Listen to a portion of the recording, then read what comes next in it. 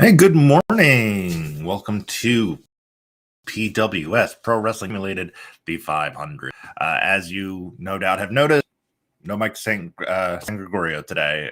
Michael St. Gregory is not joining me today. He is out on assignment. So it's just me flying solo. Joey Styles style. I'm Pat Dooley. And we've got 10 huge matches in the first round of the 500 happening today. If this is your first time joining us, the 500, it is simulated, Pro Wrestling Simulated. That's why we call it that. But we took Pro Wrestling Illustrated's PWI 500 list for the year 2021, took all 500 wrestlers, ranked them 1 to 500, put them in a tournament bracket based on those seeds, and we are having Fire Pro Wrestling World simulate the matches for us until we find out who is the best wrestler in the world. So we're seeing representatives from WWE, from AEW, from the NWA, from Japan, from Mexico, all over the world. We've got a wrestler from Portugal today, so that's cool. So today's card, we are going to have representatives from WWE. We're going to have Walter. We're going to have King Woods. We're going to have AEW representation. Sonny Kiss will be in action. Evil Uno from the Dark Order will be in action. We've got wrestlers representing Japan. Go Shiozaki from Pro Wrestling Noah. Zack Sabre Jr. from New Japan. We've got Lucha Libre. We've got the NWA. We've got Impact Wrestling. We've got Ring of Honor. We've got a little bit of everything. So we might as well just kind of jump right into it. What do you say? This is my first time really driving one of these, so forgive me if the formatting's a little weird. We're gonna let that have the big screen. All right, so this is Gringo Loco representing Major League Wrestling. He's our first man out here. 5'7", 253. Technical wrestler from, like I mentioned, from Major League Wrestling, based in Chicago. Challenged for a couple titles in AAW this year, but he does primarily work for MLW. And his opponent, of course, is Walter, the ring general, the 6'4", 300-pound Austrian, member of Imperium, leader of Imperium, really, based in the WWE's NXT UK promotion. Of course, he had that 5-star classic with Ilya Dragunov back in October. Just, maybe the best powerhouse wrestler in the world. There's a few. Starting it off with one of those chops that will just cave your chest right in. This one, Gringo Loco's a tough guy. He will hang in there as long as he possibly can. The base god, but man, we are going to see some heavy strikes out of Walter.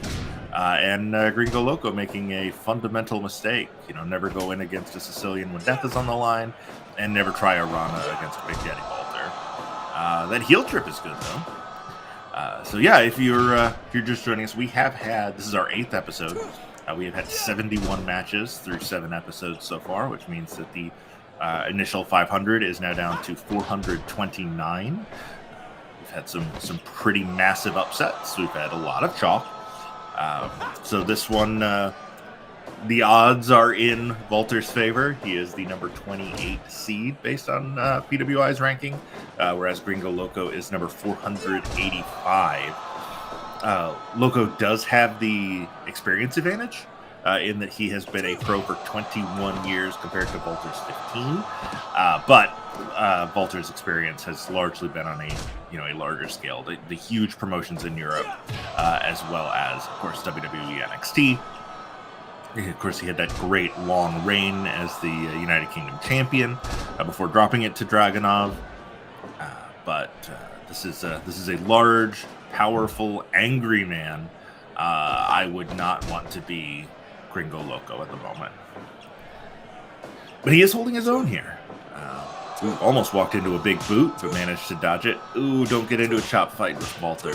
That is such a bad idea, as evidenced right there. And Walter's just going to make him pay for it. Stomp on the inside of that knee, take away Gringo Loco's base, but eat a super kick for his trouble. Cocky cover. That's not going to get the job done against Walter. Come on, Gringo Loco. For those of you wondering, our referee for this match is Piero from AAA. Lucha Libre AAA Worldwide.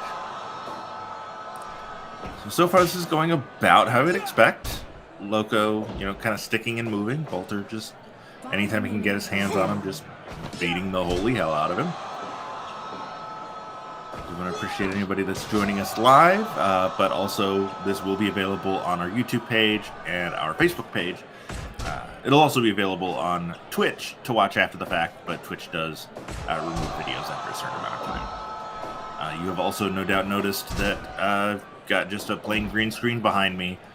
Because this is my first time driving on the stream, I didn't want to look as weird as I have the last couple weeks while I'm still trying to figure out the best way to light my green screen so that you can see the bracket behind me. So I just decided not to bother, and so you're just going to see green behind me. But hey, that's the cool thing about the internet. You can just imagine whatever you want behind me. If you want to pretend like I, for some reason, have my back to the ring and what's on the green screen is this match, that's weird, but go for it. So be sure to, rate, subscribe, review, let all your friends know about PWS and the 500. You can see all of our social info at the bottom of the page as well as in the upper right corner. And of course, don't forget to use the hashtag B500. Oh, Gringo Loco with a nice side suplex to get out of that headlock. Dragging him into... There we go. Hook the leg. That's at least enough to get you a 1 count. Nothing more. And Walter's just going to crank on that neck now. And a short arm clothesline. It's got to be like running into a brick wall. Going into the Dragon Sleeper. Loco manages to escape and throw a drop kick that hits nothing. Arm wringer with the elbow.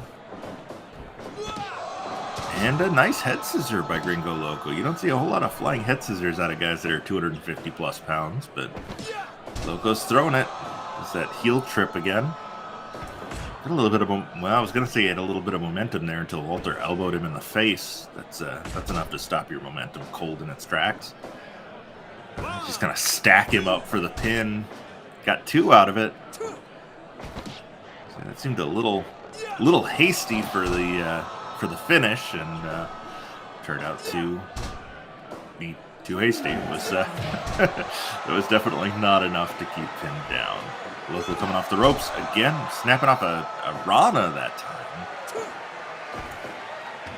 And Walter just throws him to the floor. And he's just going to stand in the middle of the ring, catch his breath. They've been going about 10.5 minutes at this point. It's, for a big guy like Walter, whose cardio is insane for a man his size, he's still, you got to catch your breath a couple times. Oh, another big super kick from Gringo Loco. Running, sliding drop kick to the face. Ooh, Walter tried to throw one of those big chops. Those of you that saw the Walter Dragunov match knows how deadly those chops can be. Another 2 count. The crowd showing some appreciation for Gringo Loco here.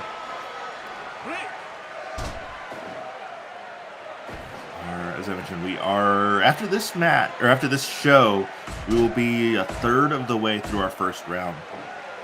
The top 12 in the 500 all got first round buys, just because that's how the brackets worked out. So we're gonna have 24 first round episodes, provided. And here's the part where I ask you for a favor: if you are a creator of edits for Fire Pro World, primarily on the PlayStation 4, and you like to make independent wrestlers, there are a lot.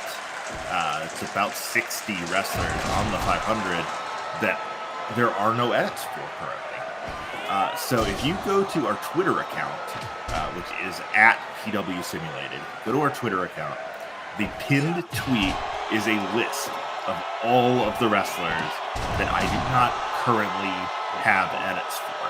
So these are wrestlers that have not had their matches yet because I do not have them. Unfortunately, between this, between my podcast, Kings of Consoles, between my full-time job and my side job as a wedding videographer, standing moonsault by Gringo Loco, 2.9. That got close. I just don't have time to do the edits myself. So if you can, hook a brother up, help out the show, that would be just caved his chest in with that knife edge chop, and that is enough. Just a chop from Walter is enough. My goodness. Just a brutal way to end that match. Big Daddy Walter advances to the round of 256. And yeah, so again, welcome if you're just joining us for this live episode of the 500. Walter now moves on to the second round in the tournament.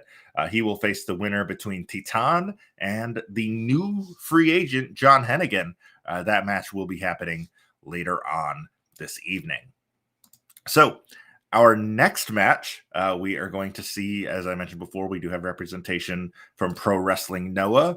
We are going to see Go Shiozaki representing Noah. He will be up against a really exciting independent wrestler named Killer Kelly. We'll talk a little bit more about her as she makes her entrance, which I guess we can just go to ringside and do that now. Maybe. There we go. Here comes Killer Kelly. She is from Lisbon, Portugal. 5'5", 128. This was her first year being ranked in the main PWI 500. She was ranked number 89 on the women's list last year. She does work a lot of intergender matches in Europe, including a match for the WXW, that's Westside Extreme Wrestling in Germany. She challenged for the shotgun title there in August against a wrestler named Metehan, who you may now know as Tioman in NXT UK. She's going up against the legendary Go Shiozaki from Pro Wrestling Noah. If you have not seen his match against Takashi Sugiura from The Best Final Chronicle, which is a great name for a wrestling show, that match took place back in December.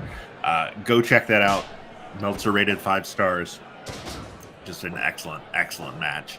Shiozaki's going to be looking for that Go Flasher finish, whereas Killer Kelly, who's only a 4-year pro, by the way, is going to be looking to land her signature super kick. Pretty major size advantage here for Shiozaki. He's got about 115 pounds on her, as well as about 7 inches. Doesn't look like he's 7 inches taller, but hey, that's the joy of wrestling video games. Is things are not always to scale. Oh, and they're just going straight to the floor to beat the crap out of each other. Okay, this is a little unexpected. The referee is Daryl Sharma from WWE. If you've never watched one of our shows before, we do have, in addition to the best wrestlers in the world, we have the best referees in the world, and they I always try to assign them so that you never will get a referee from your own promotion. So we've got Pro Wrestling Noah, we've got the Independents, so we've got a WWE referee covering it.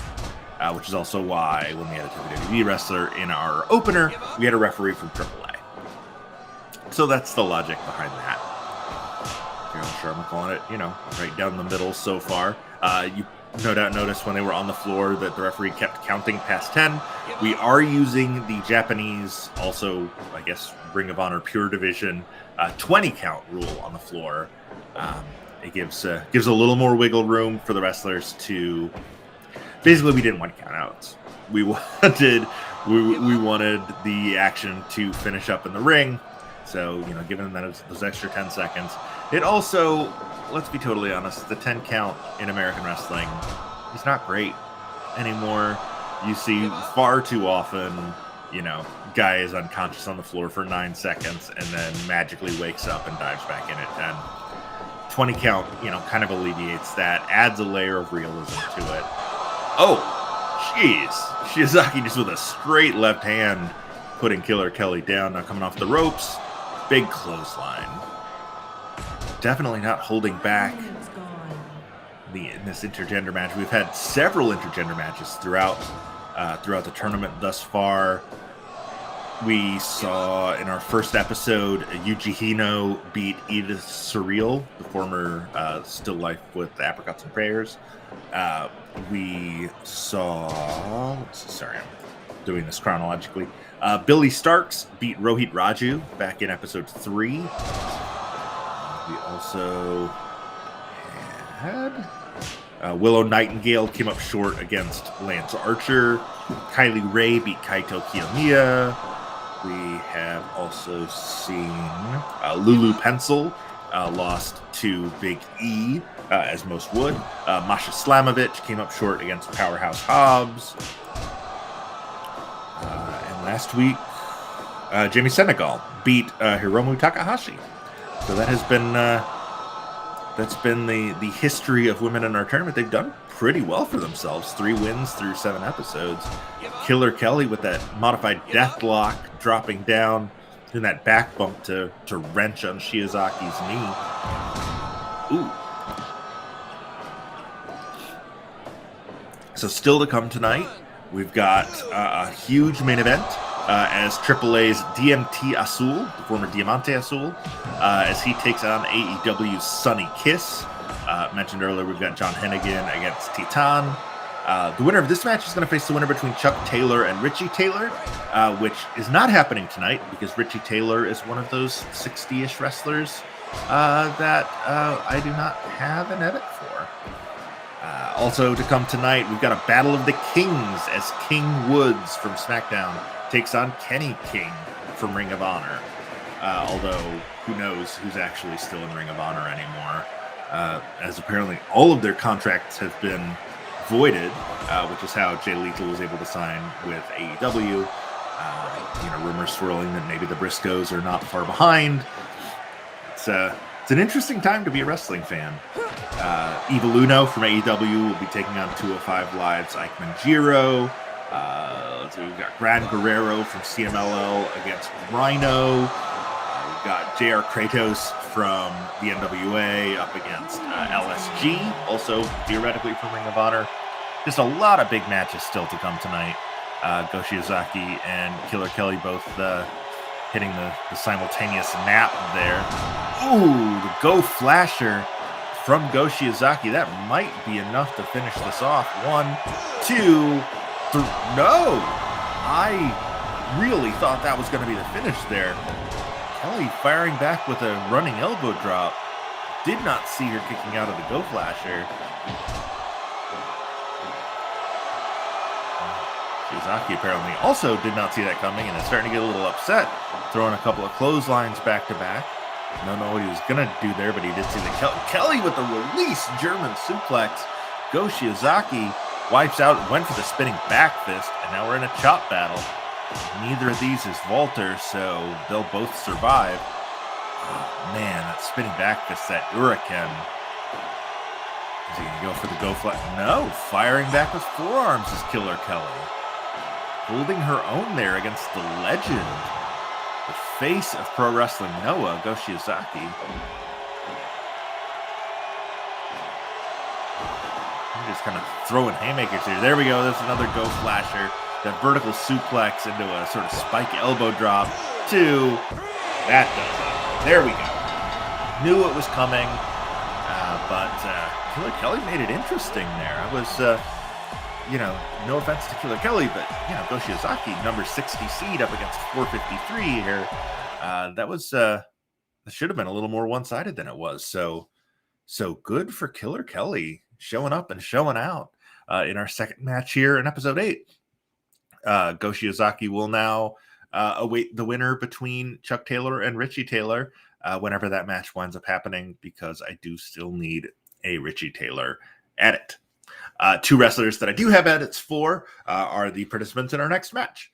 We've got Myron Reed representing Injustice in Major League Wrestling, and he will be up against AEW's Emi Sakura. Now, the PWI 500, they do a separate list for women. They do a separate list for tag teams.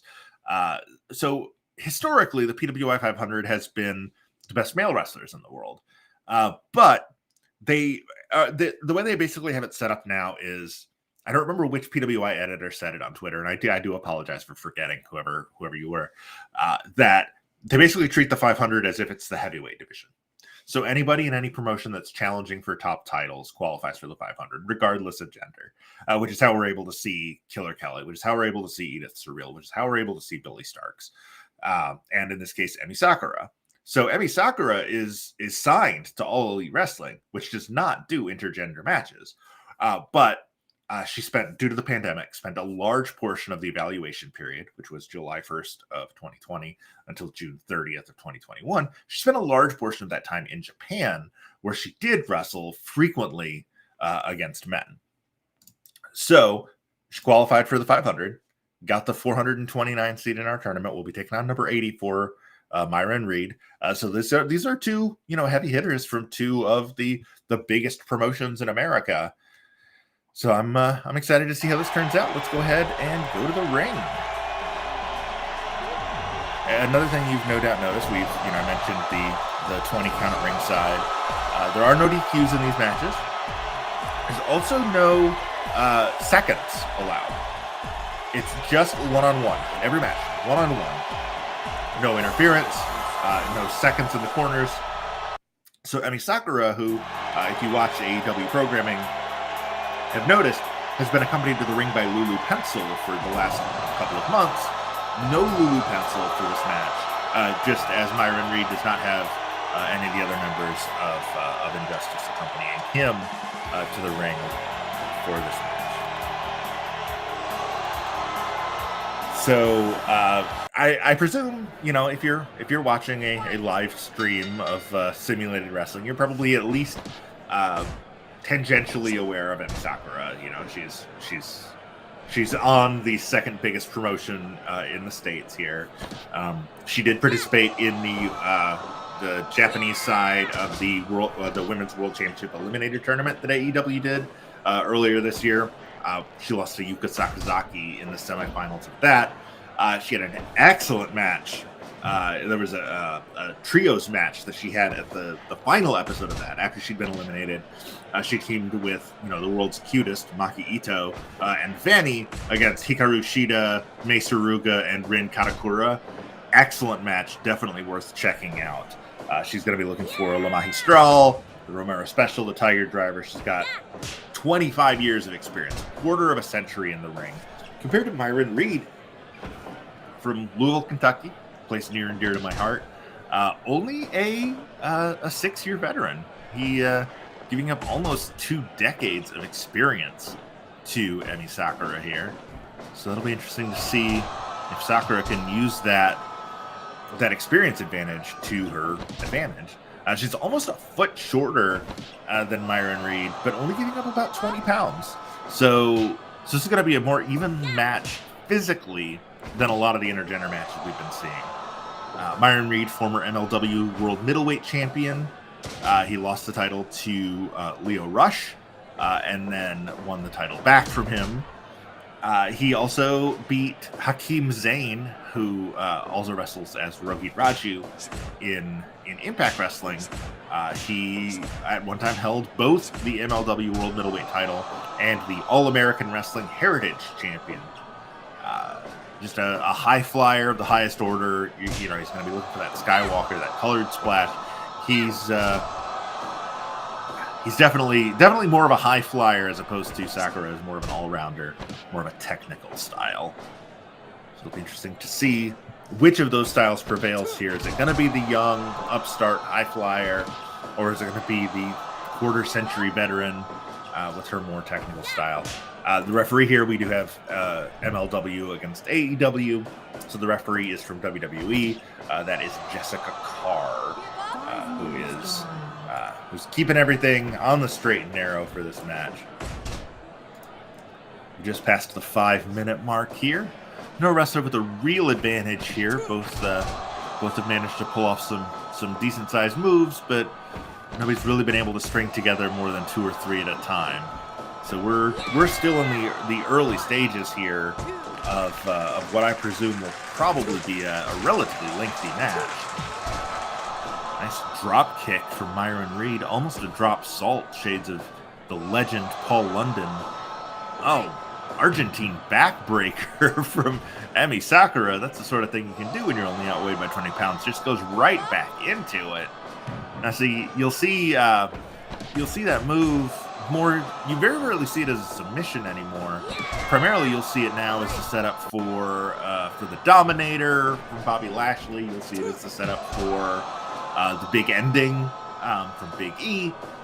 Very rarely do you see somebody go for the submission, so it's kind of cool to see Emi Sakura go a little old school with that backbreaker. Suplex out of Sakura. She's coming off the ropes now. That running cross body block. That's enough for 2. Sakura, really the first wrestler I feel like to get any semblance of real momentum going. Ooh, but then she's going to eat an enziguri for her troubles. Fires off a slam out of the suplex position. Drags Reed into the center of the ring. I do apologize. I'm going to be sniffling on the mic all day. We were at a wedding yesterday here in Middle Tennessee, and it got a little chilly by the end of the night. So I am still a little sniffly from that. Just waiting for the Dayquil to kick in. Hopefully it will do so before the show ends. Oh, Sakura tries throwing a drop kick. Myron Reed moves double chop from Sakura.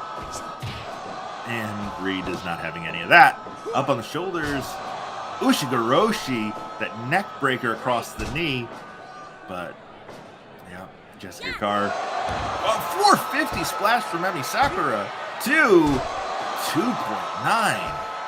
Wow, that came out of nowhere. Another big slam. She's going up top. Run up moonsault. Back to the top again. Sakura really not known for her high flying. She can do it. Oh, a cutter from Myron Reed. That might be enough to finish this off. Oh, nice variation on the victory roll. But again, Jessica Carr all over it. They were too close to the ropes. That's not going to be enough. Running knee. Busaiku knee kick from Myron Reed. Sakura. Oh, rolling the dice. Man, remember Reno? Remember the Natural Born Thrillers?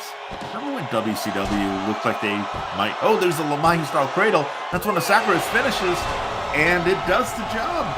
Emi Sakura moves on to the second round. She will face the winner of tonight's match between Gran Guerrero and Rhino. That's going to be a hard-hitting affair later on in the show.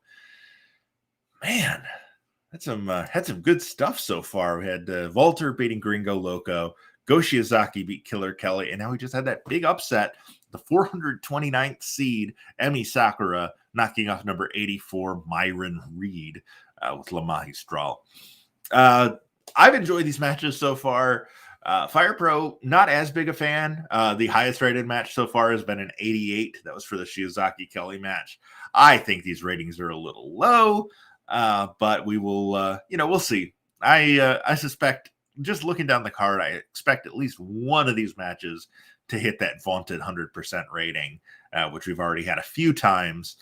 So if you want to go back into the archives and check out some of the best matches we've had so far, Edith Surreal against Yuji Hino from episode 1 got 100% rating. We had 2 matches from episode 3 get hundreds. Andrade El Idolo against Angelico and Trey Lamar against Cabana Man Dan. Nothing from episode 4. Episode 5 had 400% matches. Harry Smith against James Storm. L.A. Park against Alex Reynolds. Daniel Garcia against Griff Garrison. And Nick Gage against Brett Eisen in a match that I still feel the effects of. They went 48 and a half minutes of just torturing each other with weapons and brutal offense. That was just a fun match. Episode 6, Mystico against Saki Akai. Also got 100%, as did last week's match between Kento Miyahara and Kevin Koo. So you can check those out on our YouTube page, on our Facebook page. And last week's episode, I think, is still up on Twitch. I think Twitch drops them after, it's either 10 days or 2 weeks. I can't remember. But hey, the more of you that subscribe, the more of you that watch, the more of you that comment, the more of you that are engaged, those kinds of things will actually get extended once we, kind of hit that, the affiliate level. But at the moment, we're still pretty new. We're only been at this. This is episode 8 of what will wind up being, a 50 episode season, and that's not even including if we decide to branch off and do the women's tournament and the tag team tournament as well. Lots and lots and lots of wrestling still to come here on the 500. So glad you've joined us. I just clicked on the wrong thing. Those are settings. That's not how you pull up a match. This is how you pull up a match. And we are going to go to ringside for a Clash in Styles. First, you know him. You maybe love him. He has turned his career around over the last year. This is W. Morrissey representing Impact Wrestling. Formerly known as Big Cass. He's 7 feet tall, and you can't teach that.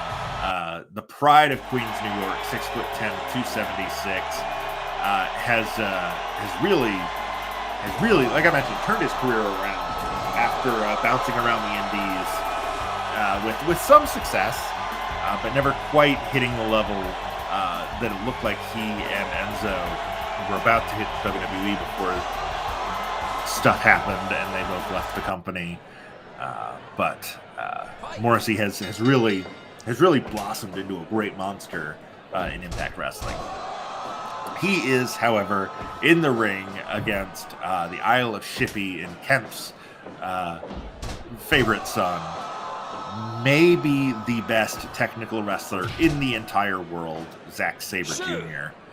From New Japan Pro Wrestling. He's a member of the Suzuki-gun faction, which is why you saw that. You saw the kanji script next to his name when he was making his entrance.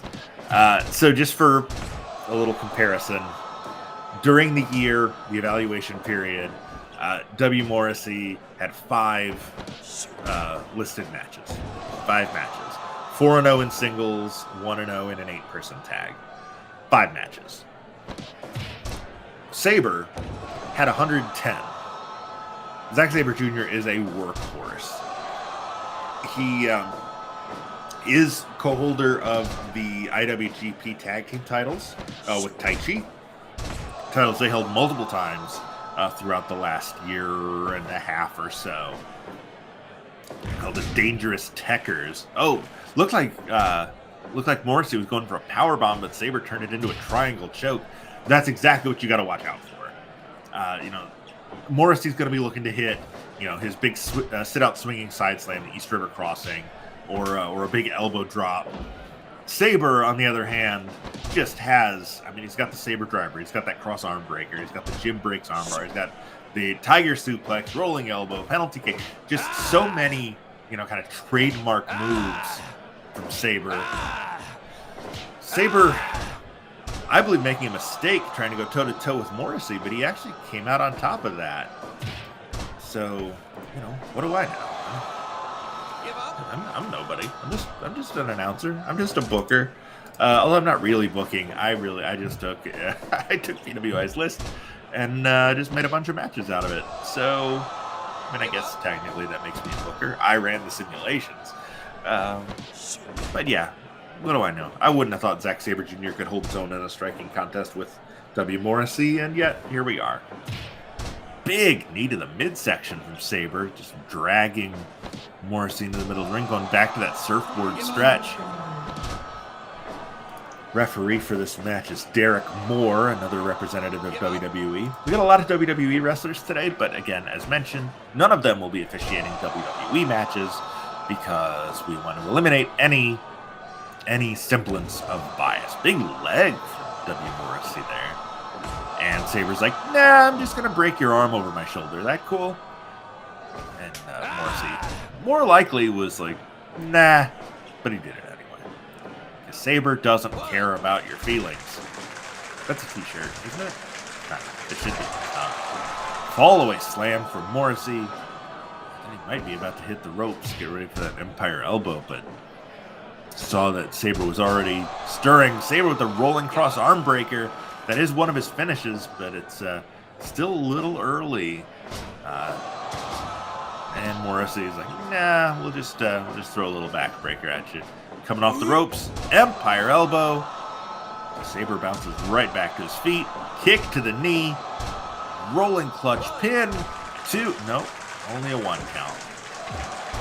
And Morrissey's like, no, I'm just going to headbutt you in the face right now. And he went for a kick, but Sabre blocked it, fires off that big European uppercut. Back and forth match here in the early going. Yeah, that was not going to be enough. I'm sorry, Zach. You know you got to do more than that, especially if you're not going to hook the leg to put Morrissey away. Big forearm from Sabre. And a spear into mounted, nope, into a rolling pin. I thought he was going to go for some mounted punches, but decided instead to stack Morrissey's weight on top of himself. Morrissey, surprisingly flexible for a guy his size, was able to kick out of that. There it is, the East River Crossing. That might be enough. 2, 3. Oh, 2.9 off the East River Crossing. W. Morrissey almost pulled off the upset here. Morrissey is the 412 seed against Sabre at 101. We've seen 3 matches so far, only one upset when Sakurai beat Sakura. I gotta get myself out of video gaming mentality. We were just talking about Sakurai, the creator of Kirby, on a recent episode of Kings of Consoles, which is my podcast where we talk about retro video games. I'm talking about Emi Sakura, who beat Myron Reed in our last match. Sabre going for that stretch again, winding up the arm. Brutal, just working over him. Oh, into that side clutch. Sort of a variation on the Anaconda Vice. But Morrissey able to get his feet under the ropes to break it up. Into a big bear hug now. You know, there's probably a lot of wrestling fans who, if you had told them before this match started that W. Morrissey would last 11 and a half minutes against Zack Sabre Jr., they would have told you were crazy. Of course, there are probably a larger number of wrestling fans who'd be like, who? But the ones that know, they know. And they know that this is impressive, that Morrissey has really held up against some of Sabre's big guns as far as submission holds go. And Sabre has held up well against the heavy-hitting offense. I don't even know what to call that, but it looks painful as hell. Joe Sharma checking to see if Morrissey wants to give up. The move was a little too complicated for Sabre to maintain. And now they're back up on their feet, and they're having another striking fest. You know, earlier I said that I didn't think that Sabre could hold his own here, but oh my God, discus lariat from Morrissey, proving me right there. Again into that double leg. Now into a sort of a heel hook. Again, just keeps looking like he's going to go for those mounted punches, turning it into a submission. That's just how Zack Sabre Jr. rolls. Another big bear hug. Trading some heavy hits here now. Morrissey's starting to look a little gassed. Not able to follow up on that big backbreaker, having to stop and catch his breath. Sabre with a sit-out powerbomb. Too close to the ropes. Michinoku driver. That's the Sabre driver from Zack Sabre Jr. Only gets 2. And Morrissey just fires off a clothesline. These two really are just beating the holy hell out of each other here. Past the 15-minute mark now. Morrissey's got a slight advantage, but he just doesn't have the stamina to stand up against just one of the best pure athletes in the world of professional wrestling, Zack Sabre Jr. Rolling into that armbar, but again, too close to the ropes. Sabre usually better as far as ring awareness goes. Dr. Bomb from W. Morrissey, 2, 3. No, 2.9. Sabre, Morrissey has fallen for that double leg into a submission too many times, just kicks his way out of it. Morrissey, he's moving a little slow right now. Sabre catching his breath as well. East River Crossing. That's gotta be it. But no, Morrissey too tired to capitalize. Victory roll from Zack Sabre Jr. 2, that does it. Heartbreaking loss for W. Morrissey, who had the match won with the East River Crossing, but he just did not have the cardio to finish the job. So Zack Sabre Jr., the 101st seed, moves on to the round of 256, the second round in our 500-person tournament. He will face the winner between Ace Austin and Danny Limelight, which is a match that we should be seeing next week, I believe. Let me check the brackets. Bear with me one second. Yes, Ace Austin and Danny Limelight will happen next week. We will also next week's card's looking good. Nick Jackson against Matt Taven. Montez Ford against Akira Tozawa. Riddle against Shug D, a.k.a. Sugar Dunkington, a.k.a. Pineapple Pete. Fred Rosser, the former Darren Young, will be up against Too Cold Scorpio. Mansoor against Wes Lee. We're going to see Adam Cole. We're going to see Trey Miguel. We're going to see Robert Roode. We're going to see Chris Dickinson, Leon Ruff. It's going to be a good show next week. But we've had a really good show so far this week. We've got one more match before we take our halftime break here. Hope you're enjoying this as much as I've been enjoying it. This is episode 8 of the 500. And let's go to ringside one more time before we take that break for JR Kratos against LSG. Leon St. Giovanni from Ring of Honor. Maybe. He was contracted to Ring of Honor, but as we all know, Ring of Honor about to go on a 3-month hiatus at the beginning of 2012, and so they are letting their wrestlers out of their contracts. It'll be interesting to see, if LSG comes back. Is he going to work Final Battle in December? Who knows? But he is in there against JR Kratos, the 6'2", 286-pound monster from Pacifica, California, teamed with Aaron Stevens to win the NWA World Tag Team titles. Just a big, bruiser of a wrestler. He's going to look for that spear, that running power slam. Whereas LSG, a little more graceful in the ring. Going to be looking for.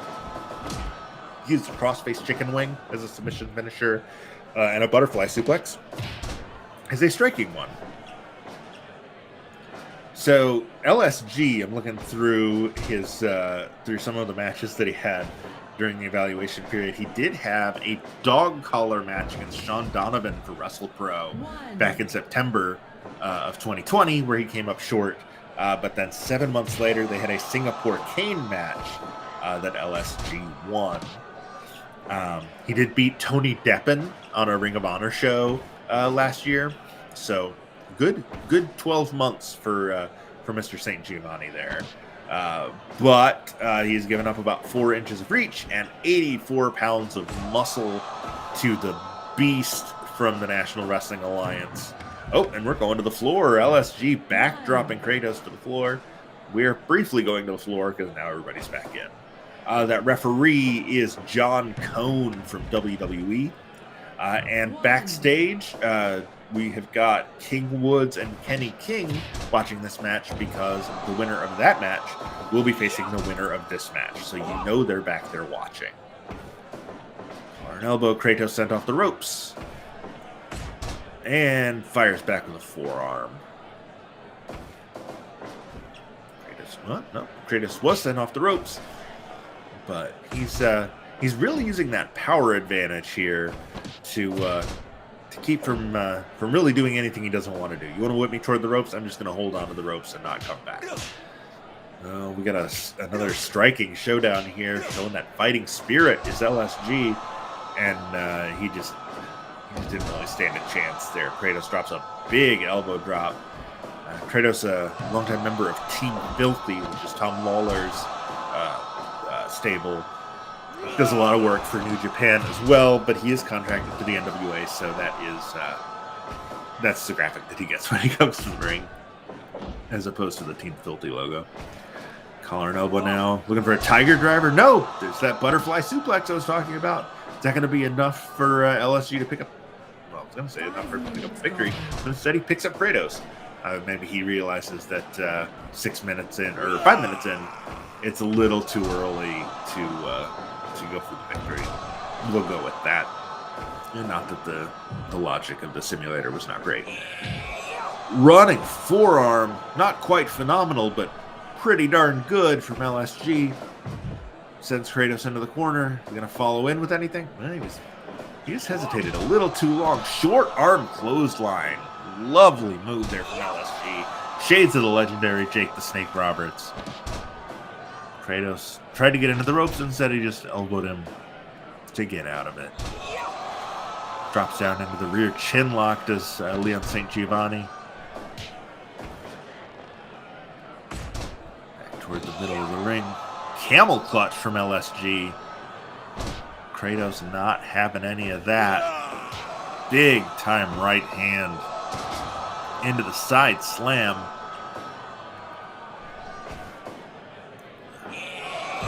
There's a Tiger Driver, kneeling Tiger Driver from LSG.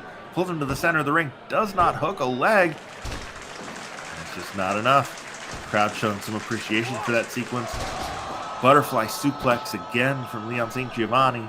And dragging Kratos into the center of the ring. Into a Boston Crab. Looking for the submission. Not using his trademark crossface chicken wing instead. Focusing on the lower back. But then Boston Crab. Oh. Just got speared in half by Kratos. God of War. Just burying a knee in the midsection of that kitchen sink. And a big time headbutt off the top. But Kratos not satisfied with that. He's also going to drop him with the DDT.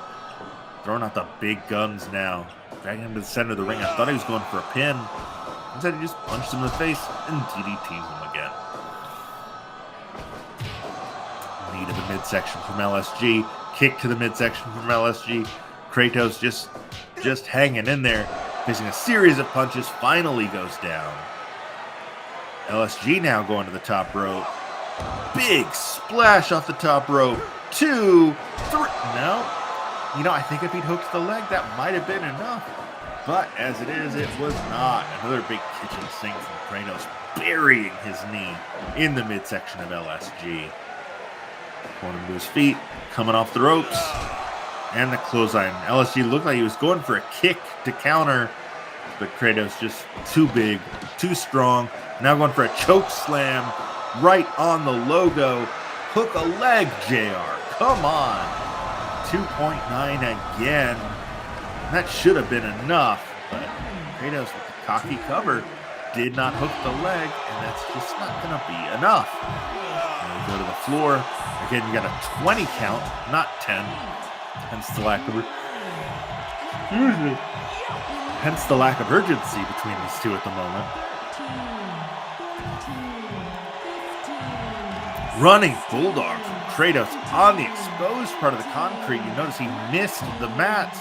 And LSG is not able to get back in the ring in time. JR Kratos with our first count-out victory of the tournament.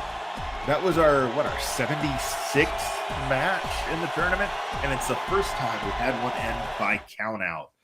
JR Kratos advances to the second round, where he will face either King Woods or Kenny King, which is a match we will see after the break, which we are about to head into. 5 minutes. I was going to say take more meds, but I'm still waiting for the ones from this morning to kick in. Again, I apologize for the stuffiness. It was a very cold night at that wedding last night, and it's not a super warm morning here in beautiful Middle Tennessee. I am missing California like crazy. So, if you got a lead on a place in California or a writing staff that needs somebody, hook your buddy up. Otherwise, we're going to take a 5-minute break here. Stretch your legs, grab a snack, grab some breakfast if you haven't already. It's still pretty early in 3 out of the 4 U.S. time zones, or it's mid-afternoon if you're in Germany. So auf Wiedersehen. I'll be back in 5 minutes. You are watching the 500 here on Pro Wrestling Simulated. Big matches still to come. You don't want to miss them. Spoiler alert, because these matches were recorded in advance. One of the matches does hit that 100% rating, and it's real good. So you don't want to miss that. I will be back in 5 minutes. Hopefully you will be back in 5 minutes as well. This is the 500 on Pro Wrestling Simulated.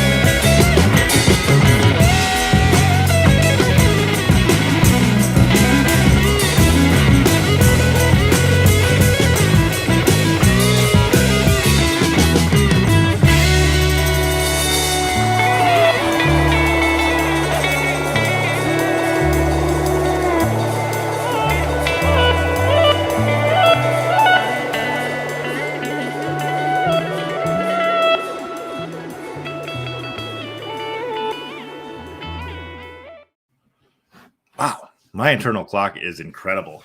I forgot to set a timer on my phone for those 5 minutes and managed to make it back into the chair with 3 seconds remaining on that countdown. Seamless. You never would have known if I hadn't said anything. But you know what? We are all about honesty here at the 500. And honestly, we've got some killer matches coming up. Coming off the shocker that was our first count-out match of the tournament. It took us 76 matches for somebody to not be able to answer the 20 count. That somebody was LSG. JR Kratos has moved on to the second round, where he will face the winner of our next match, Battle of the Kings. So let's just head on down to ringside as WWE's King of the Ring, King Woods, which I love Austin Creed as much as the next guy, but man, King Woods is a dumb name. I'm assuming he didn't come up with that. Kings don't go by their last names, unless you're Kenny King, in which case King is your last name. Kenny King, member of La Facción Ingobernable in ROH. Or is he? Everything about Ring of Honor up in the air right now. The Las Vegas native coming in, Ring of Honor World Tag Team Champion alongside Dragon Lee. They featured with the Foundation through most of the year. But here comes Xavier Woods, King Woods, member of the New Day. Just one of the, well, he was one of the great underrated wrestlers on the planet up until fairly recently, when all of a sudden WWE decided, oh, hey, maybe we got something in this guy, aside from being Kofi Kingston and Big E's sidekick, which is great, because King Woods is great. I don't like calling him King Woods. I like Xavier Woods. I like Consequences Creed. I like Austin Creed. King Woods is just silly, because we don't call her Queen Tudor. She's Queen Elizabeth. Royalty goes by their first name, but you know what? Nobody asked me, so you do you, Vince. You just slap a king in front of somebody's name. I'm just impressed that he's been allowed to keep 2 names as long as he has in your company. He's not just Woods or Xavier or worse, like Dewdrop. R.I.P. Piper Niven. I miss your name. She's not dead. Her name is. So we've got a pretty even match here. Size was about a 25-pound advantage for Kenny King. He's got about a 3-year experience advantage, 19 to Woods' 16. So no massive advantage really either way here. Woods out of Atlanta, Kenny King out of Vegas. Xavier Woods, the king, not just the king of WWE, won the King of the Ring tournament at a pay-per-view that shall not be named. It was not named King of the Ring, otherwise I would have named it. I missed the King of the Ring pay-per-view. King of the Ring 93 is one of my all-time favorite shows, but that's probably based in large part due to it being the first pay-per-view I ever saw live. Bret Hart, Bam Bam Bigelow in the final. Just a phenomenal match that never gets listed among Bret's best, even though his match earlier in the night with Mr. Perfect does. So that's kind of weird. Good night for Bret, though, and a good year for Xavier Woods. Won and lost the tag team titles, literally traded titles with the Street Profits because WWE is just insistent on branding their titles that aren't the world titles. And it's so silly. Like, I'm a former SmackDown Tag Team Champion and a former Raw Tag Team Champion. Yeah, but you only the Raw Tag Team Champions because you were handed the belts when you got traded to Raw, when you handed your SmackDown titles to the Street Profits. Other way around. No, that was right. But then they have since switched back, and New Day is back on SmackDown, where Woods will. I don't know. It's too confusing. WWE's brand split is just a joke. I miss 2004. But anyway, Kenny King did not have a super great year. It was primarily used in tags and trios and the occasional 8-man tag. Was of the listed matches that I have for him, he was only 1-4 in singles matches. Woods didn't have a winning record either, but he at least was doing it on a larger scale. Hence his 133 seed to Kenny King's 380.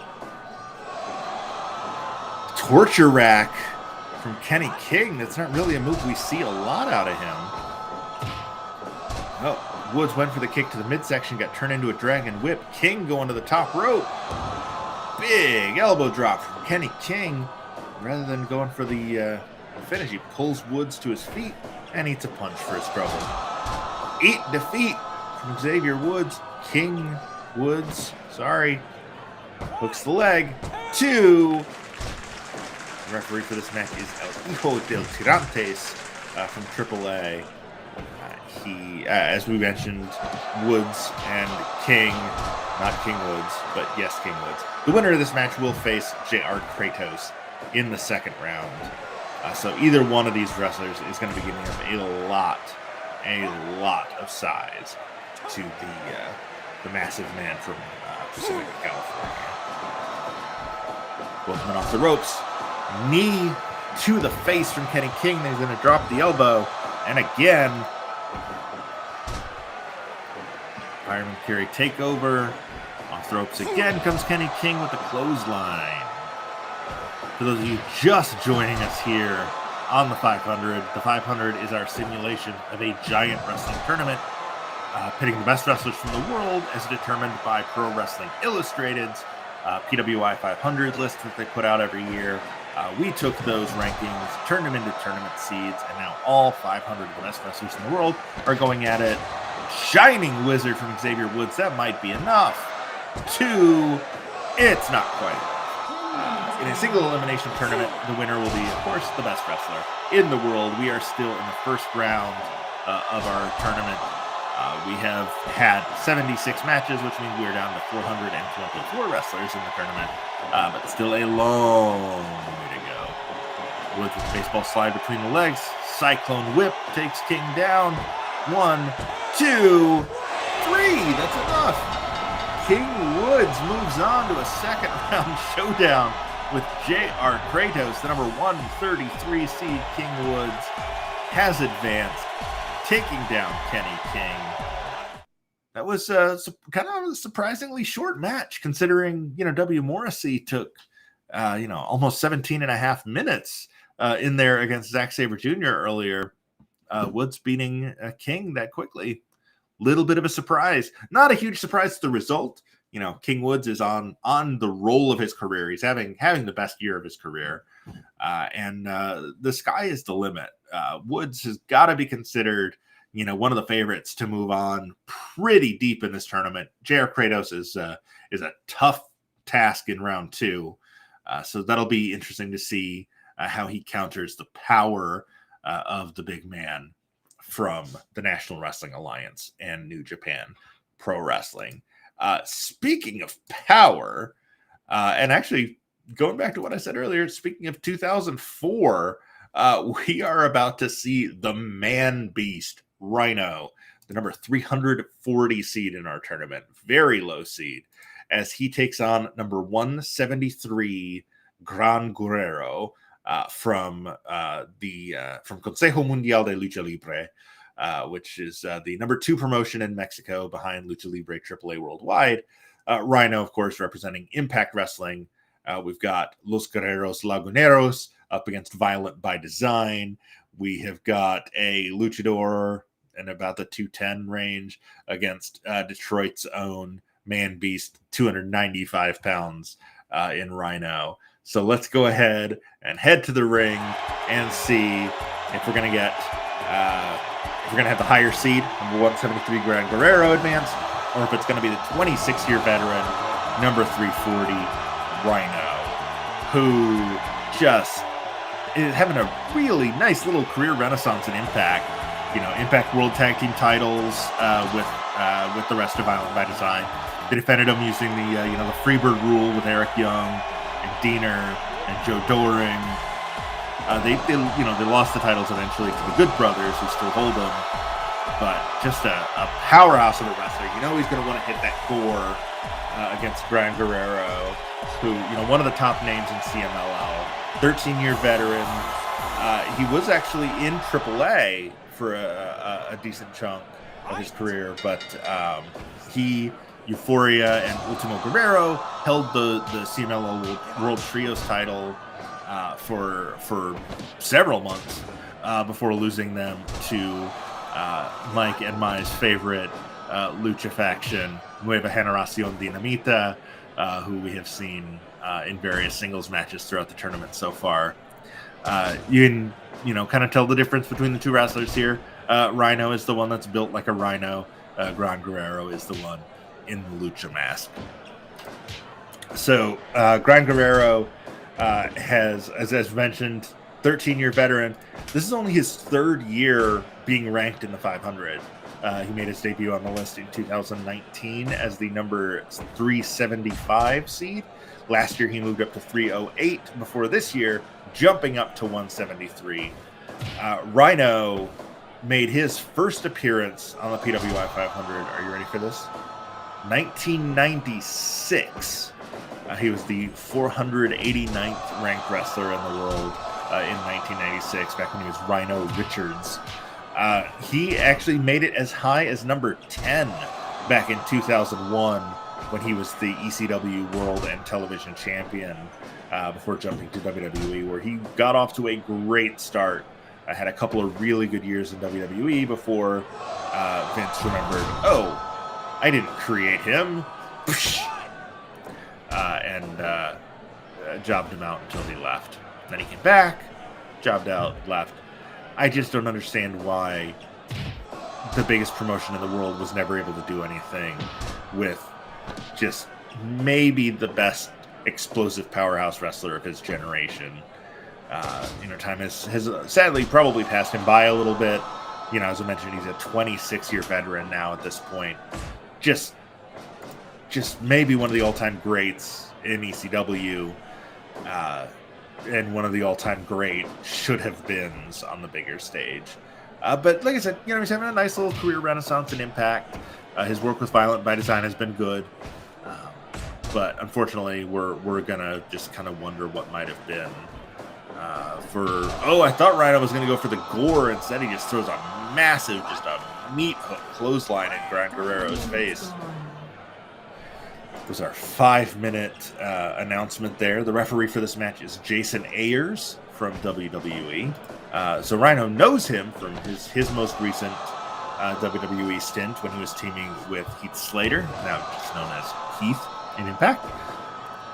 Because, the joke about Impact just barely changing somebody's name sometimes still holds true, and sometimes you get W. Morrissey, which is a great name for the former Big Cass. And then sometimes you get, Madman Fulton for the guy who used to be in a faction called Sanity. So, you win some, you lose some Impact, but you're definitely winning by keeping Rhino in a prominent place on your card. Who's not winning right now is Gran Guerrero, who just got the crap chopped out of his chest, setting Rhino off the ropes. Anytime you let Rhino get that kind of momentum is a dangerous prospect, but he turns it into a drop toe hold, so all is well. Rhino dragging Guerrero closer to the center of the ring. Thought he might... Oh, now just getting chopped down by Guerrero. Who goes to the top rope for a somersault senton. Not quite a swanton, because he didn't do that, like the swan dive at the... Ooh, Death Valley driver from Rhino. He dropped down into his crouch like he wanted the gore. But Guerrero pops up into a shoulder-mounted Michinoku driver. Wow. Guerrero just bouncing back here. And he suplexes Rhino to the floor. 1, 2, 3. Spinning toe hold. Back on the floor. Rhino looking for that power. I thought he was going to go for a pile driver. Instead, he just power bombs him on the floor. 11, 13, rock bottom from Guerrero. We're not here. We're going to get our second count out. We're not. Rhino back in the ring at 17. Uranagi on the floor by Guerrero. And Rhino's like, hey, you want to leave me on the floor? Well, I'm just going to punch you in the face. Guerrero with a sit-out powerbomb too close to the ropes. Rhino actually first to his feet.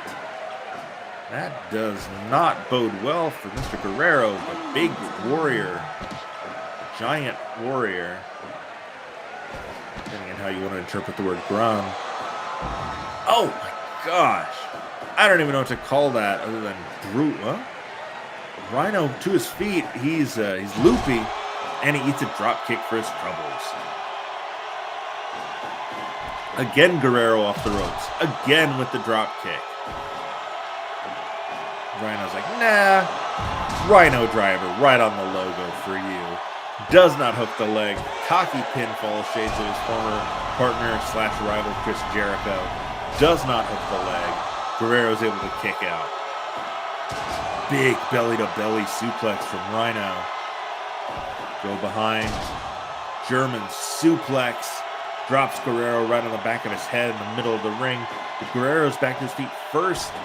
Rhino just getting the crap chopped out of him by Gran Guerrero now, who goes behind into a full Nelson. This would be embarrassing for Rhino to lose by submission. That's not really a thing he does often. Is he going to go for that Rhino driver again? There's the Rhino driver. I miscalled it earlier. That kneeling pile driver is the Rhino driver too. Again, does not hook the leg. Again, Guerrero able to kick out. Guerrero, I don't know what he was planning on doing to Rhino because he just got kicked in the midsection instead. Rhino, of course, had other plans. Swings and misses on what I think was a gore attempt. Sends him off the ropes. Shotgun drop kick from Guerrero. Building some momentum here. Manhattan drop. And Rhino's like, nah, I'm just going to powerbomb you. I'm just going to jackknife you right here. And again, he doesn't hook the leg, which is just not going to be enough to keep Gran Guerrero down. Rhino just not fighting a smart match right now, which is just kind of baffling for the 26-year pro. Usually a much more intelligent, much more clever in the ring is Rhino, picking his spots, but he's just kind of, he's going for the Death Valley driver again. Both men down. Rhino, gore! Right in the middle of the ring. 1, 2, 3. That does it. Finally hooks the leg. And shockingly, it's enough. Rhino pulls off the upset, the number 340 seed, knocking out number 173 Gran Guerrero. So that means we now know Rhino has moved on to face Emi Sakura. Oh, Emi. Oh, honey, I do not envy you that second round draw. Emi Sakura pulls off the big upset over Myron Reed, and as a reward, she gets Rhino in the second round. That's going to be just a brutal showdown for her. Rhino looking like he's got some momentum going. We're talking about Emi Sakura. One of her co-workers in AEW is in our next match. He is the odds-on favorite, the number 188 seed, up against number 325. Let's head on down to the ring for the intros, and let's talk a little bit about these two gentlemen. We're going to swap those images there. Look at that. That's much better. Out first, he's going to wrestle in the jacket tonight, I'm told. Ikemen Jiro from 205 Live in WWE. Worked in All Japan Pro Wrestling for the first part of the evaluation period before jumping to WWE, where he had a pretty good run at the end of the evaluation period from the time he debuted.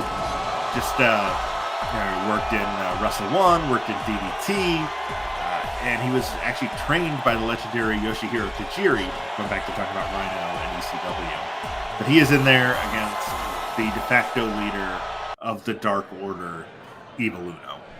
I say de facto because, as we all know, Brody Lee, Mr. Brody Lee, was the true leader, the true face of the Dark Order.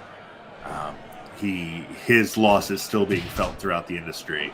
He's one of the all-time great guys in the business. Was well on his way to building a Hall of Fame career, which he may have done. Brody Lee was a giant among men, not just physically. AEW has done such a good job of providing for his family and making sure the legacy of Mr. Brody Lee lives on. In large part in the form of the Dark Order, which was the stable that he He didn't create. It was actually created by Evil Uno and his tag team partner Stu Grayson. So it was kind of elevated into an upper mid card stable by Brody and their continuing alliance with Hangman Adam Page, the new AEW World Champion, has gone a long way there as well. So, Mike Vanjiro is, we mentioned he's on 205 Live, so he's a cruiserweight, 176 pounds. He's worked pretty much every brand, mostly 205 Live and NXT.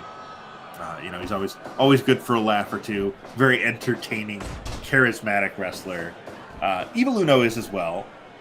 Uno built like a giant, but really doesn't have. He's got about 50 pounds on Jiro, which is a lot when you consider Jiro's only 176. That doesn't seem as huge.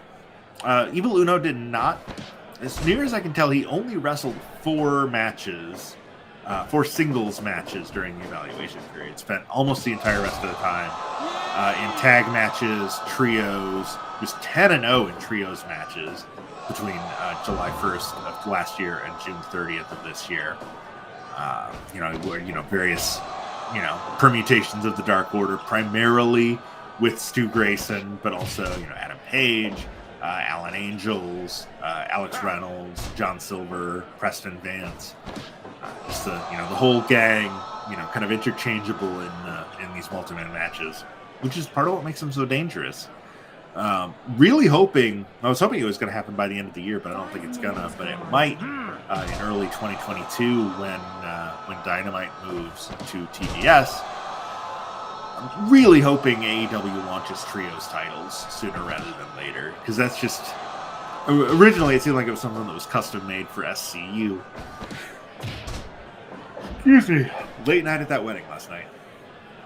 It looked like it was custom built for SCU, but obviously that didn't wind up happening. And but now it seems like the Dark Order. You could do some combination of the Men of the Year and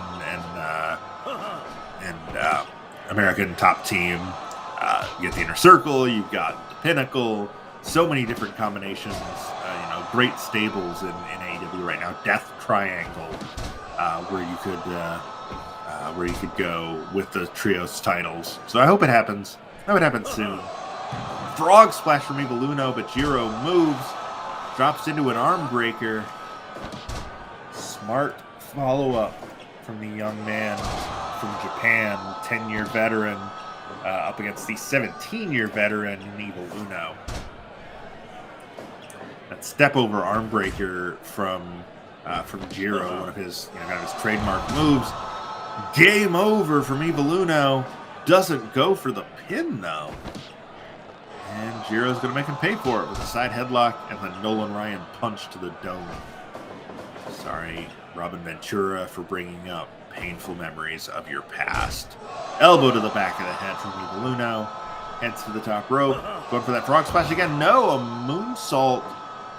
There's a little twist at the end there where he kind of landed on his back. I'm not sure what to call that.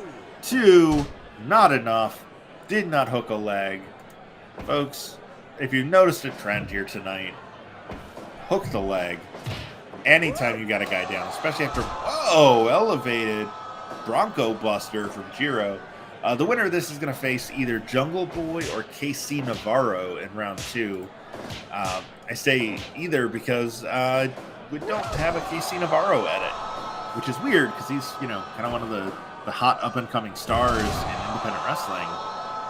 And there's no edit for him for PlayStation 4. So if you've got one, please go to our Twitter account. Our pinned tweet is a list of all of the wrestlers that are in the PWI 500 that I do not have edits for. Big moonsault from Jiro, but his feet are under the ropes. Referee, of course, doing the right thing, calling for the rope break. That's Todd Sinclair from Ring of Honor, who's calling this match. Uno again drops the frog splash across Jiro's back. Evil Uno, the 188 seed against number 325 Jiro. But as I mentioned, we've got the full list of every wrestler that we need. on our Twitter account. Casey Navarro is one of them. If you have a creation, and I mentioned Richie Taylor earlier, either one of those or any of the other 60-plus wrestlers on that list, please upload them on the Fire Pro edit site and let me know. Either DM the show or just reply to the thread on our Twitter page saying, "Hey, Casey Navarro's up now. It's all yours." Because as mentioned before, I just don't have the time to do it, unfortunately. Between prep for this show, my podcast, Kings of Consoles, my full-time day job Monday through Friday, and my weekend job as a wedding videographer, I just don't have time to be creating 60 wrestlers. I'm sorry. I wish I did. If it comes down to it, we may just, say there were a couple of house shows where people got eliminated. But I really don't want to have to do that. I would much rather be able to show the entire tournament as Mike and I intended. Again, if you are just joining us and you haven't been here since the beginning, one, I apologize for the drippiness. Late night at a cold outdoor wedding last night. But also, I'm flying solo today. Mike is away on assignment. He will be back for next week's episode. Again, that step over arm breaker from Jiro, sort of like a stump puller, but going for the shoulder instead. Brutal submission hold from Ikemen Jiro. And now just that. You can tell he was trained by Tajiri. That buzzsaw kick, that might be enough too. No. Evil Uno kicks out. A mule kick from Jiro.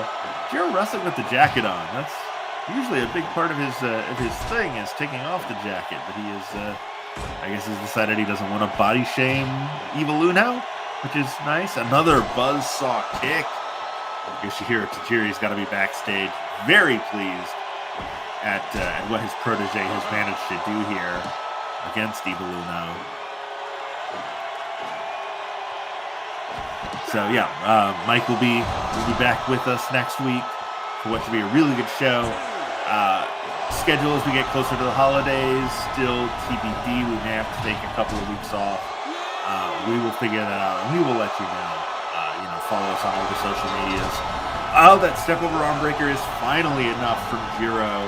Evil Uno taps out. A rare sight, and Jiro now moves on to round number 2. Again, he will face either Jungle Boy or Casey Navarro. We've got 2 matches left in what has been a fun show.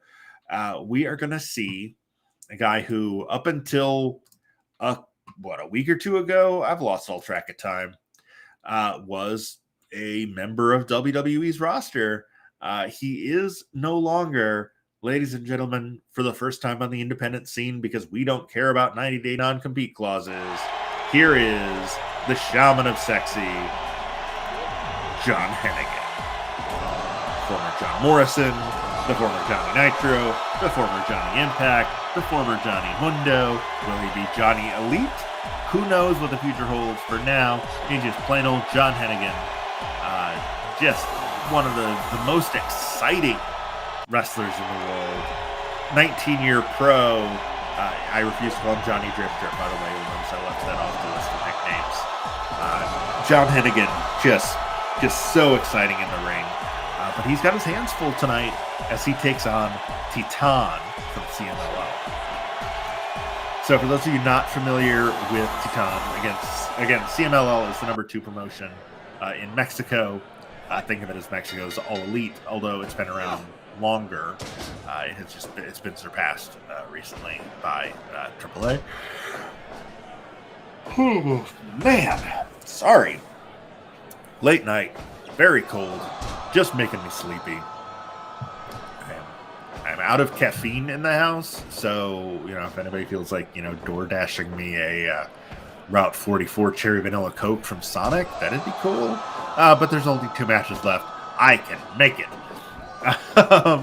Titan is 5'7", 187, pretty typical build for a luchador from Guadalajara, Jalisco, in Mexico. He won the That is not Titan's bio, and yet it shows up under his bio. He had the CMLL welterweight champion. He currently still holds that. Had some good matches with Soberano Jr. and Negro Casas. He teamed with Volador Jr., trying to win the tag belts from La Alianza de Oro y Plata, which is the team of the second Mystico and Caristico, who is back to being Mystico. Well, this Caristico is now Dralistico. Guys, naming conventions in Mexico are weird. We talked about it a little bit during Mystico's match with Saki Akai earlier in the tournament. Mystico is the original Mystico again now. He was Sin Cara in WWE. He was working as Caristico for a while. He was Mystezi's for a while. But he is back to Mystico. So the guy who was Mystico is now... I think he's now Dralistico. It's a whole weird thing, but Mystico is Mystico. That's the important thing. None of this has anything to do with Titan, other than the fact that he and Volador lost the titles to the second Mystico and Caristico. 13-year veteran, only 30 years old, so a lot of upside still in Titan. John Morrison, a 19-year pro, just having had a rough year. I was able to find 35 registered matches in WWE during that evaluation period. He won 7 of them, 2 singles, 4 handicap matches, and 1 fatal 4-way. And that 4-way was that match against Ricochet, Elias, and Ali at Elimination Chamber that then led to him losing to Bobby Lashley and Riddle in a 3-way. Had a brutal feud with Damian Priest and Bad Bunny. Just not a great year. So it's good to see the former John Morrison kind of let loose. I'm curious to see what the future holds for Hennigan. He's long been one of my favorites. I loved him on Tough Enough back in, what was that, 2002? This is 2001? Whatever, I guess 19 years ago. So yeah, 2002. Him and Matt Capitelli as the winners of season 2. Capitelli, of course, had his career cut tragically short due to a brain tumor. Hennigan has continued to excel throughout his career, no matter where he goes. I'm very excited to see what happens next for him. Titan, though, definitely, he's the higher seed, 229 to 284. He is technically the odds-on favorite here, despite being significantly less known by the general wrestling public. But he's definitely showing why he's a top 230 seed here. He has got a fantastic headstand moonsault. We'll see if he can pull that off at any point in this one. Morrison, of course, looking for any one of his trademark moves. Starship Pain, Moonlight Drive. He's got that shooting star press from standing positions, super kicks, standing Spanish fly, sometimes called a C4, but probably not as much anymore due to, nobody wants... Well, Drew McIntyre has a move called the Claymore, but I guess they can get away with that because that's also a kind of sword and not just a kind of explosive device. Anyway, Hennigan sending Titan into the corner at about the 10-minute mark. Titan firing back with an Enzigiri. Sending him to the floor again. Not taking any chances. Not letting Hennigan getting any sort of momentum here. Front Chancery, elbow to the back. Titan goes behind. Roll through 2.9. A backslide with a bridge. I don't know that I've ever seen that before. Really impressive pinning combination. Cazadora into the Bulldog now from Johnny Drip Drip. Even though I said I wasn't going to say it, but it's just such a dumb nickname. Vince McMahon, please retire. Anyway, that's not what this show is about. This show is about showcasing the 500 best wrestlers in the world, and you're seeing two of them here. Crowd going nuts here. Starship Pain, but Titan moves, but Hennigan just firing right back with that big elbow strike, sending him into the corner. Snapmare takeover from Titan. Collar and elbow sends Morrison, Hennigan into the corner. Charges into the clothesline. Titan to the top. Double foot stomp. Coup de grace. Call it what you want. Hooks the leg. 2, 3. No. Charles Robinson, the referee, only gets a 2 count off the ropes. PK from Morrison. Hennigan. Impact. Mundo. Call him what you want. Another PK. Running kick to the chest. Titan up and over. Went for a cross body, but Morrison baseball slides underneath him. Snap Rana from Titan. We got that fighting spirit fight now. Big right hand punches from Morrison. Hennigan, big chops from Titan, and a super kick. Titan now as we close in on the 14.5-minute mark. It looked like he was going for something, but Hennigan stops him in his tracks. Moonlight drive. Is that enough? Pulls him to his feet. Why did he do that? Pele kick from Titan. That might be enough. No, victory roll from Hennigan. 2, 3. We saw that's the same pinning combination Zack Sabre Jr. used earlier today to beat W. Morrissey. And it works well for the former Morrison as John Hennigan now moves on to the second round.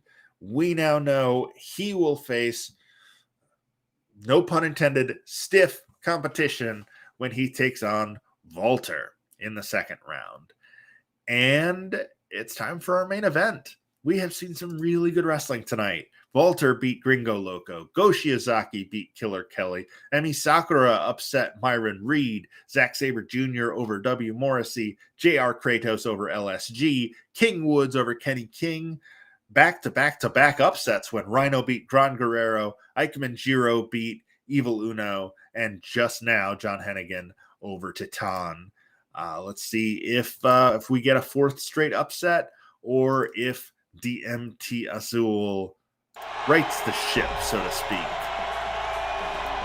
But first, the Concrete Rose, Sonny Kiss, one of the great underrated wrestlers in the world, often overlooked just because there's a lot of flair, there's a lot of flash, there's a lot of style to Sonny Kiss that some people mistake that as a lack of substance.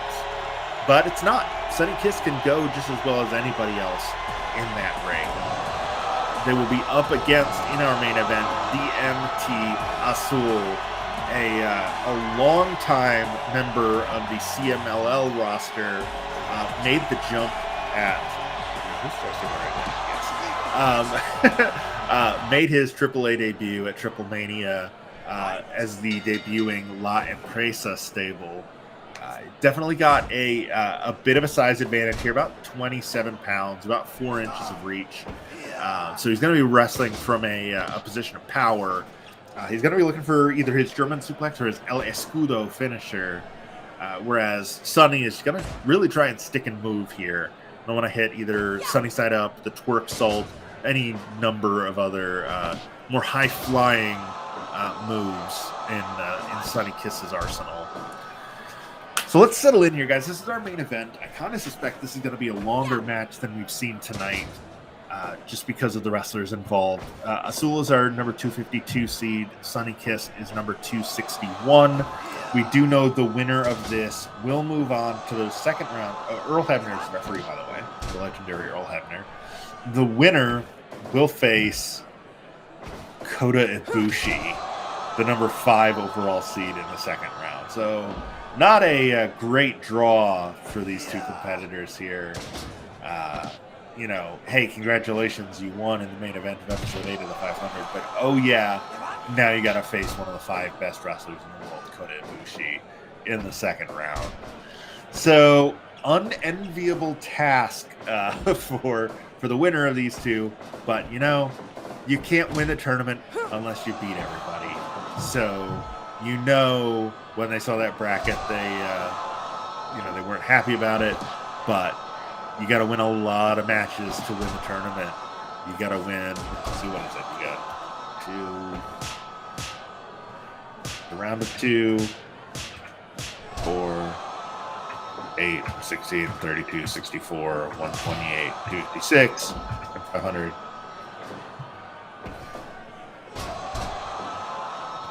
I should be able to do that in my head. But as mentioned, I am congested as heck after being outside in the cold for last night's wedding. Gorgeous wedding. Congratulations to Allie and Quinn. It was an awesome day. We were so happy to be there.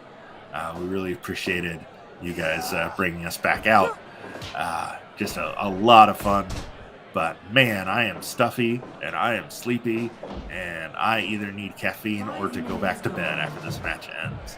So not that I'm rooting for a quick finish, but I'm also not rooting. Not. My brain is fried, y'all. This has been an exhausting few days. Hope you all had a great Thanksgiving.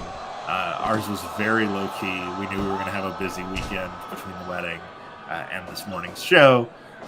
So our Thanksgiving dinner was a flatbread and nachos at the movie theater when we went and saw. Let me see. We saw 2 movies. We saw Ghostbusters and King Richard, which were both a lot of fun. Yay, AMC Stubbs A-List. Highly recommend that if you don't have it already. Great way to see movies that you may not have ordinarily gone to see in the theater. But you feel like you have to because you're paying a monthly subscription. And there's just something so cool about going to the theater. Anyway, we've had a fun match so far here. Neither wrestler really getting a huge advantage early on here. They'll both rattle off a series of moves, but then the other will just fight right back. Azul on top at the moment, the Blue Diamond. Formerly Diamante Azul, now just DMT Azul. Okay.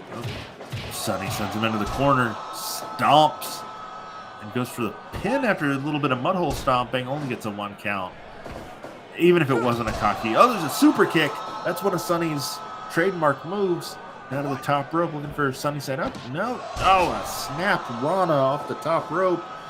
1, 2, hook a leg, Sunny. That's not going to be enough. That sounded very old man. Hook a leg, Sunny. But he really should have hooked the leg. That might have been enough. But Azul now right back up on top. Fireman's carry takeover. Into the leg lock. Sunny punches out of it. An elbow. Sledgehammer blow to the back, and then a kick to the head.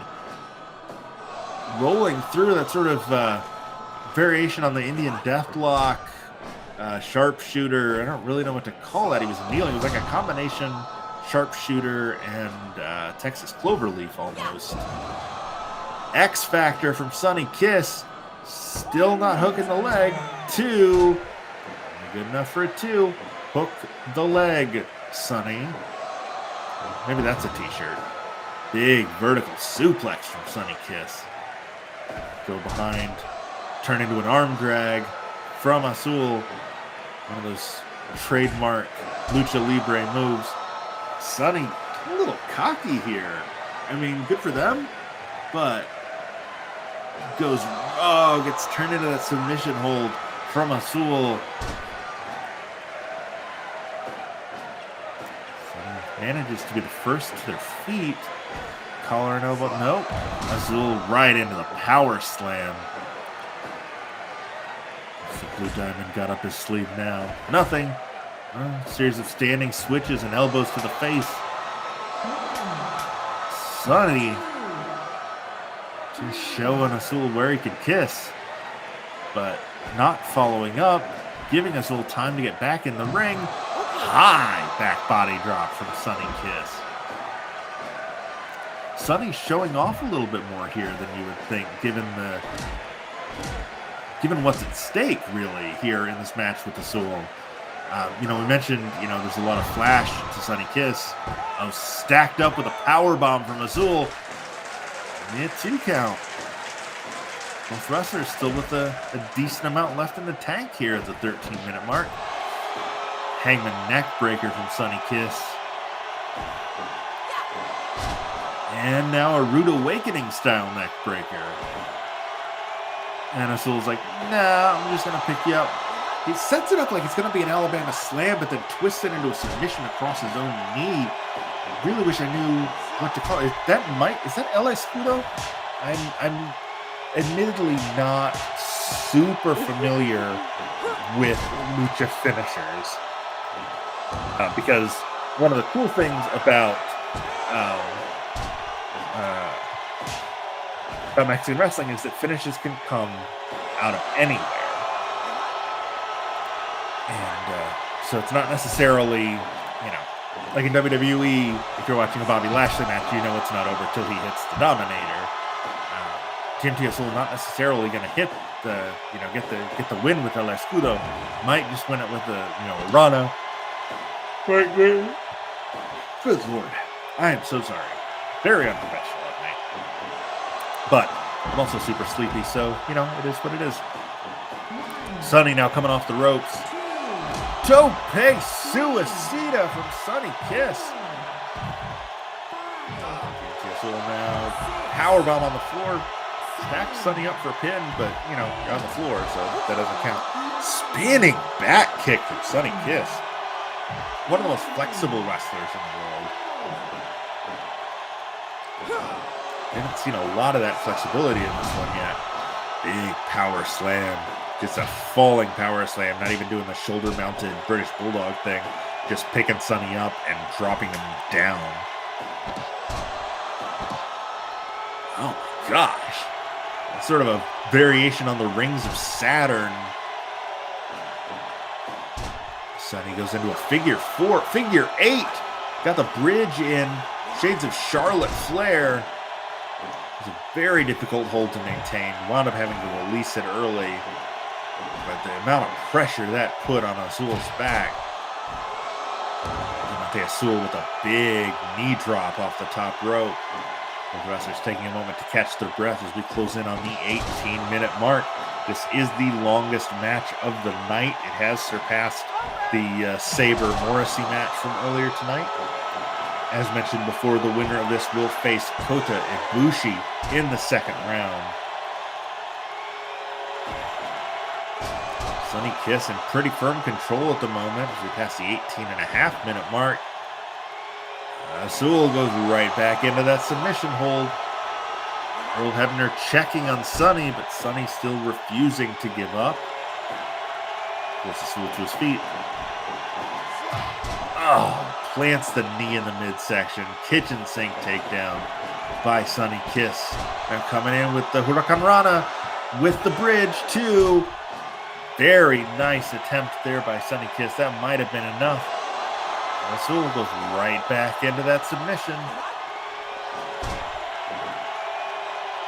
Hebner checking on Sunny. Sunny Kiss still refusing to give up.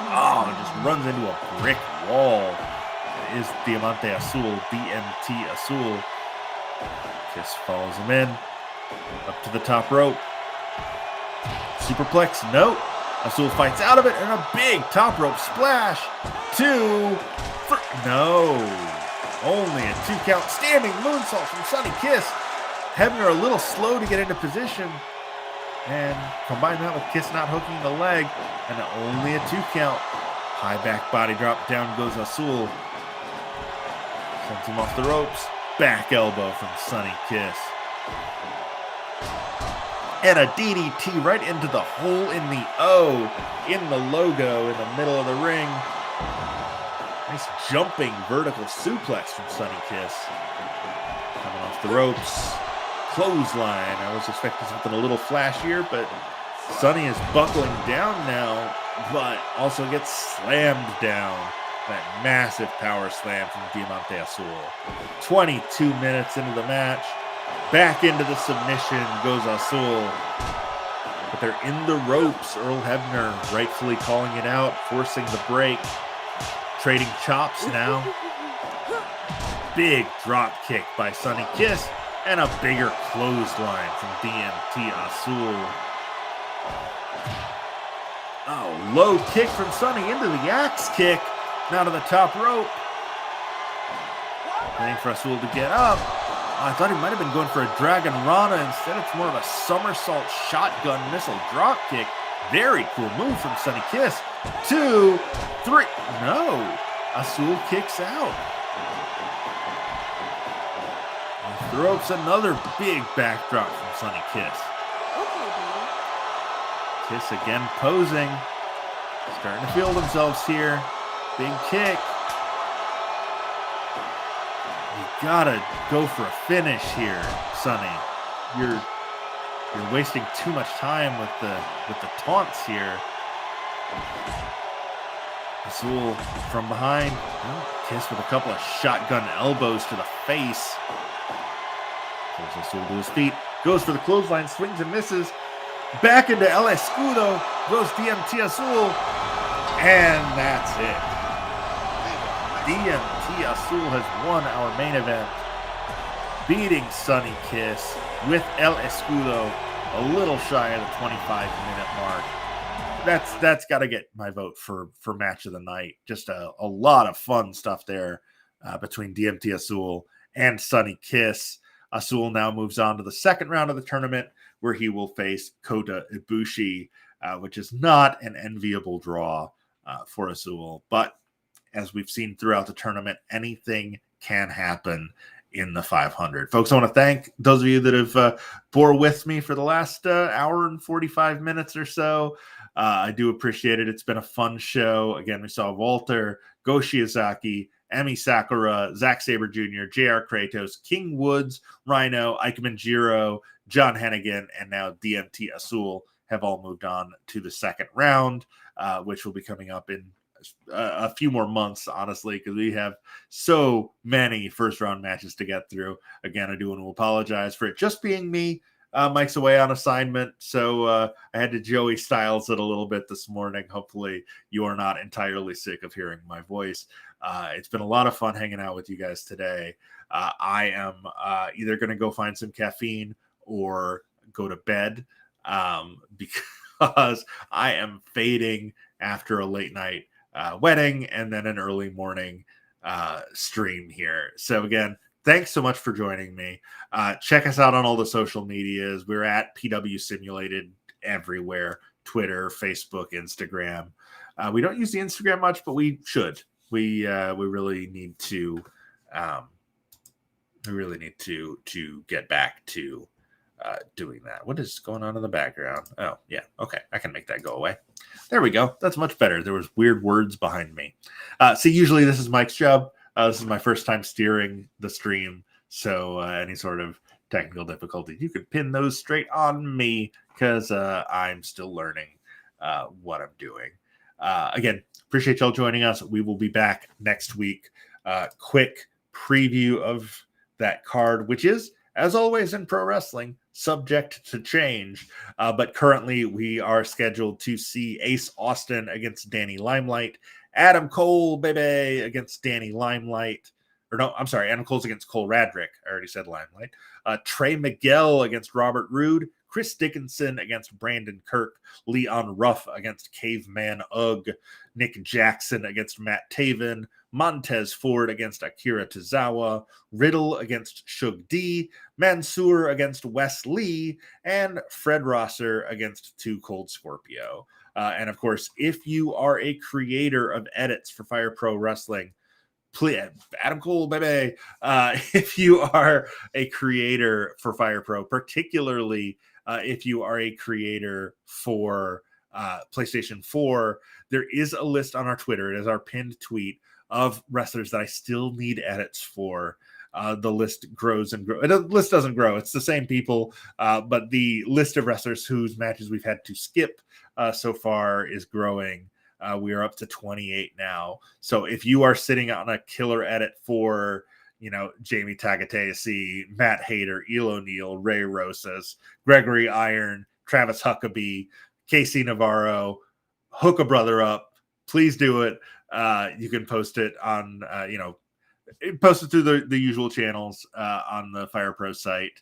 And shoot us a message. Let me know. I check several times a week, so I may just see it before you tell us. But any help is appreciated because, quite frankly, I just don't have the time to make 60 wrestler edits. So I am... Where are we time-wise? I have lost my clock. There it is. We're close. I was vamping, trying to get us to the 2-hour mark. We're at 1 hour, 59 and 13 seconds. So I think I have succeeded.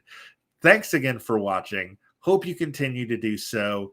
We will see you back here next week for more of the 500. Check us out on all the socials. Check out our YouTube page for past episodes, past matches, some with commentary, some without. So if you prefer not to listen to me and Mike ramble over your favorite wrestlers, that is an option for you as well. We will see you next week. 10 more exciting matches in the 500. Thanks for joining us. We'll see you next week. And hey, enjoy wrestling. It's about as good as it's been. Well, maybe not all of it, but a lot of it's really good right now. So stay tuned.